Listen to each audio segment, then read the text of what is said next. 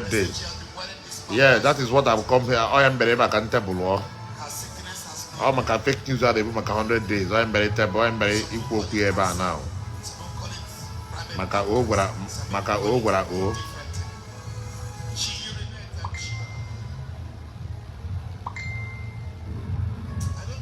Yeah, ring the drop from your number, your WhatsApp number, boss. We'll talk about Zulu guitars later.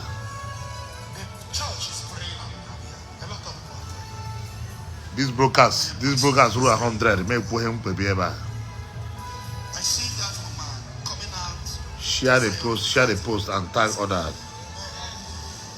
Yes, arrange the drop from your Onyechi bless drop from your number, boss. Okay, I got you, no problem. One letter, I go. Ngo baby. Ngo, it was Ngo mama, not Ngo baby. Elola deep gonna baby.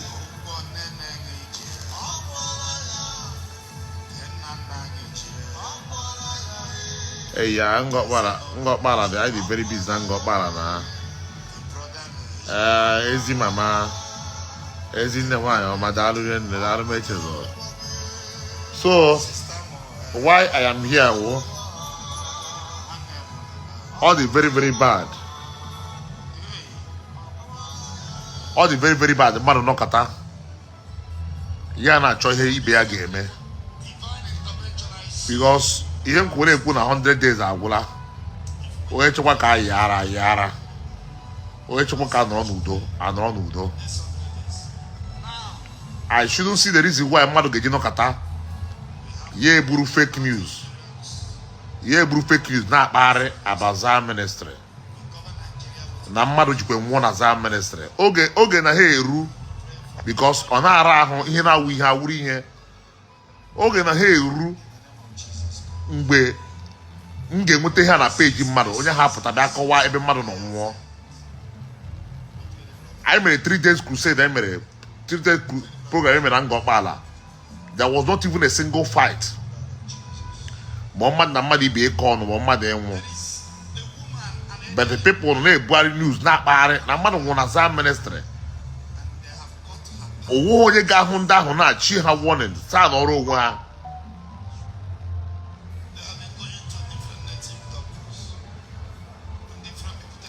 Away got where we go now. Away got where we go now. It ain't bloody fake news name my home. No, Ngozi, she have deleted it. I think she have deleted it. Oye put on fake news name my home. If I call him Mage, Madam Munazam minister, or go baby, Abuya. Or go up with the person. Or go be Abuya one as our ministry. Come na jo. He put up onye putakwa ya na ekwukwe ihe ọma anya because oge rukwara be mmadụ ga-aza ajụjụ because ọnwụ mmadụ akwụkwọ ha eji egwu oge rukwara mgbe mmadụ ga asa ajụjụ ọ gị gburu onye a na Zion Grand ihe dị mma ga-ewere nwa jụọ ajụjụ as a blogger ọnwụ ire a blọgụ ihe ọ na-amasị gịrị iti na news na-ekwu because the nature of you. Onye na kwere onwe you go, onye na respect ko onwe ya. Ihe o need na na blog anything na blog where stop using people to cash out. And if you using them na cash out or runde geji wugwa and your entire generation cash out, ije we ronya na cash out. There was no single show, even upon the crowd in Azar ministry. Upon crowd in Azar ministry, these 3 days, they make crusade. There was not even start feeding kete. What the year? Oh, don't like people where you go. I don't have this thing now. Wait, oh, you don't respect school we are. Oh, mother, we have Ipota. I'm not going to say, I would one and all, and they did not. Oh, mother, we have Ipota, in a good mother. He got put okay here room but got 1 or 2 or 3 people. Okay, I'm not an Igbo, please. Okay. It let them cause I need so Igbo na balea. You when assume more Igbo mbo be the moment when they won't come back so Igbo. Oyo wula by put onwe you not the pahanu ma. Na nkoto nwa gra ka ogbuye mma. Nkoto nwa gra ka ogbuye mma. Nkoto nwa gra ka ogbuye mma. Oyo na respect you onwe ya. There was no casual, there was no death. We go on Zion ground on that 3-day program. Friday, Saturday, and Sunday. There was no death of anybody recorded. Also, okay. I'm gonna find on Facebook again. Anybody did it here? What he post to the game post. He got to prove ya. He got to prove ya. People thought no, he can get knock no bad news about the Madi Begi. Man, it's already but it's bad news about your fellow human being. Marika, if you broach, they take a hot job in Madi Begi. Very, very bad. Mando want to go to the corona. The family have located the Bukobi. The family have discussed which Bukobi they serve can nacho. Or now locate the family want to have to cogene. People try and mind their business for Christ's sake.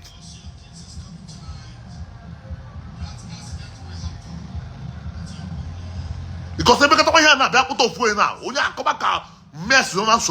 If you never have one call, man, now how do you put on sense to tarnish someone's image? Everybody was saying, Magaputa na say bia ko ebonya no wo bia ka wo na owo na the church at police, the church at DSS, the church this is not good.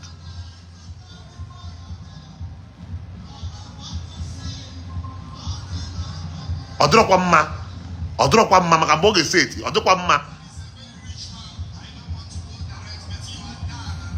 onye chiku ya ko ihe ọma onye chiku ya ko ihe ọ ga-eprove onye chiku ya ko ihe mere eme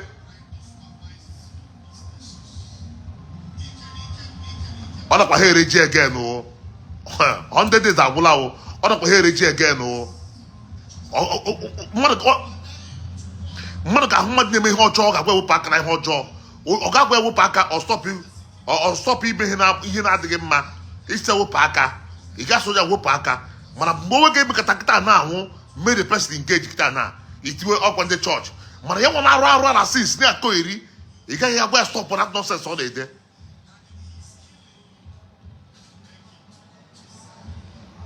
ị gaghị agwa onye stop nonsense ọ na-ede onye ọla kwekwara onwe ya ugwu abịaghị m ihe abịa ịkọ ọnụ abịaghị m ihe abịa ide with anybody or ịkọ with anybody. That is not why I am here. Onye ọla kwere onwe ya ugwu. Hello? Hello? Udo, ka ekele m.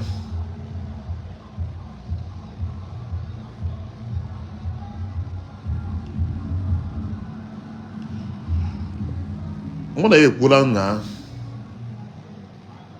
yes, I spoke with him. I will be making up on more. I will arrange more diesel. Give me a diesel. I'll continue our journey. That's no problem. So bad that I'm communicating with him. Sure. Because onye ọbụla kaba ahụ ka ọ respect ya onwe ya. Onye ọbụla kaba ahụ bụ ihe ọma anyị ya maka mgbe ọ ga-ere ji. Onye ọbụla kaba ahụ na-ekwu ihe ọma anyị ya. Blogging, ama mgbe blogging ji wuruzie. Ama mgbe blogging ji wuruzie ikwutọ mmadụ. We are blogging. Ama mgbe blogging ji wuruzie ịtụ asị. Ama mgbe blogging ji wuruzie. Ama mgbe the meaning of blogging. Unu agara school. The meaning of content creating, or who it took the man and say, the meaning of content creating, or we put him game, the meaning of content creating, or we I don't understand. Go up one of Mama's Igbo. Let it be that the Mama's Igbo, what is the meaning of content creating and what is the meaning of blogging? You mean way to ase? Or way by internet, buy ring light, because not to ase, or is that the meaning? Or do one mao? One mother may be one may be one mother. Or one of mother choge, or one of mother choge, a bomb happy to now.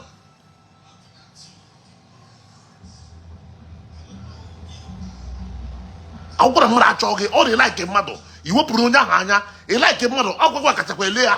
I work at a pata saying I took the person. See, you like what the person know. You never waste that again, Leah.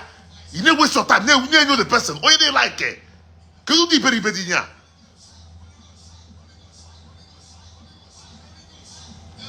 I drop one mao. I drop one ma. Only like we don't you. There was no death of any kind recorded in some ministry. Because only player was organized. They are called photos, man. When you put that in again, when you for that page again, when you got to go see me, if you are able to also one, quiet about on one. On top of my mother baby's lankibia.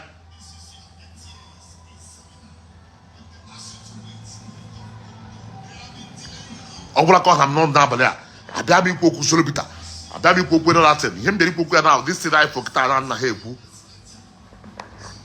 Onye kwere onwe ya ugwu, onye nta kwere onwe ya ugwu. Ịkọtọ mmadụ adịrọ mma, biko ọkụ osi dị m n'obi o jiri ka m ji iwe na-ekwu ya. O nwere anybody, onweghị one single soul. Onwe one single soul nwụ na za ministry. Onye ọra respect onwe emebe ihe ị na-eme. Ị na-eme dibịa mebe, ị na-eme eze nwaanyị mebe. Za ministry ata Zamere sata eji kidney unu, koje eji liver unu.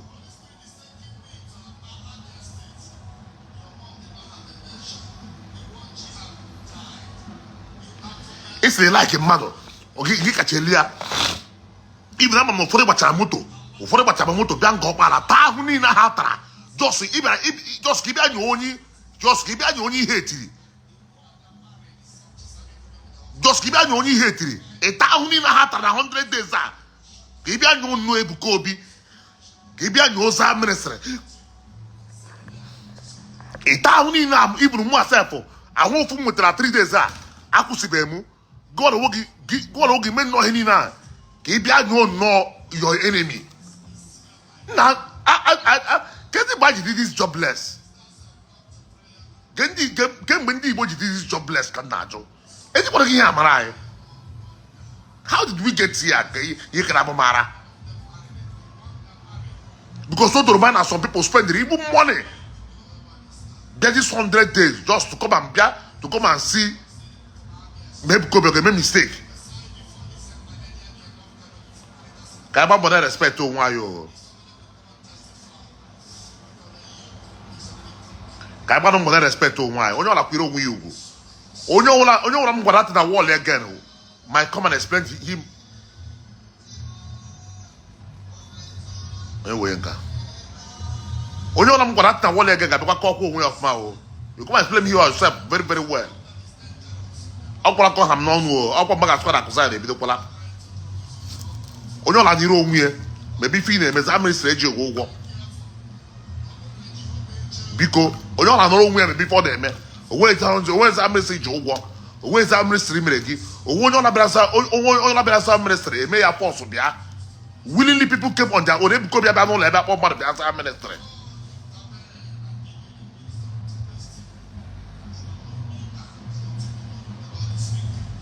You can go on the road. You can go on the street. Now stop them from coming to that ministry. If you have power to do that.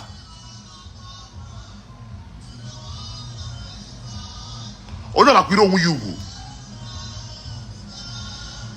Among the meaning of blogging the world, it took the marase, Yannick Wineme. Because we go down like contact before Adamanus news, na Adamanus news, na people won't na Hagla contact which prophet buko be careful, they be kind of fear. We are how?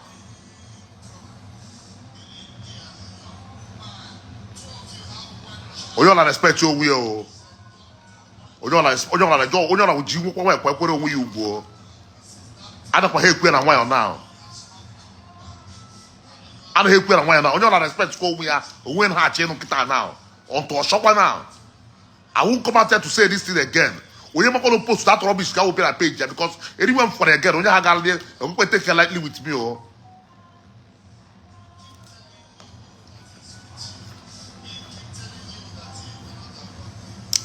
Onye fu ihe wee okwu, you are free to blog anything. Ya wụ na mmadụ nwụrụ asa na blog well, no problem. God, nwere ebe nobody died there.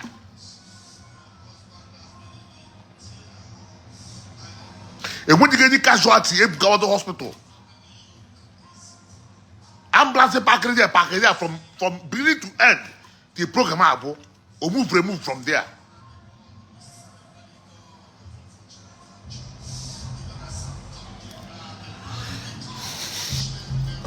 Eguchakwala mi nguru. Okwa maka mbọ Iri Ji. Mani na jo mamuzans that ministry spokesperson. Mbo se tri ga man kamwo. Je post to the wall ka nwete gi. Igba ga amazin kem, ga amazin ken me. Onye ọwụla respect your onwe ya. All the too important na emere ya.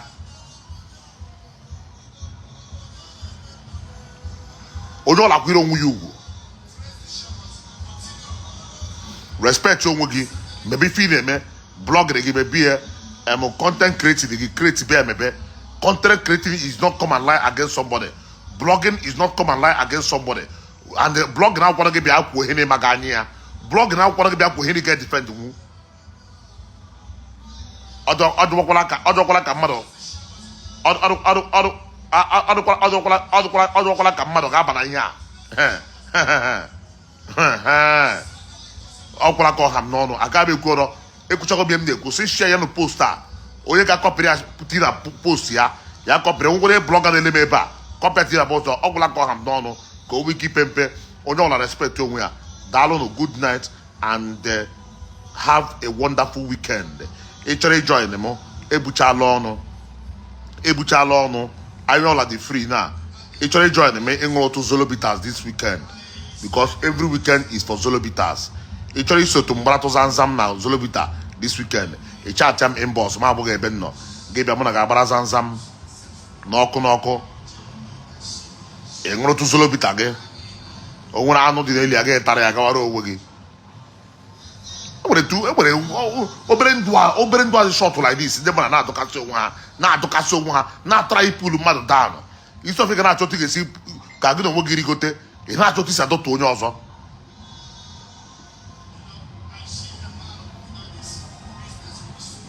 So biko nụ onye ọla kwara onwe ya ugwu. This is weekend. Enjoy your weekend and make it useful with Zolobitas. Don't forget.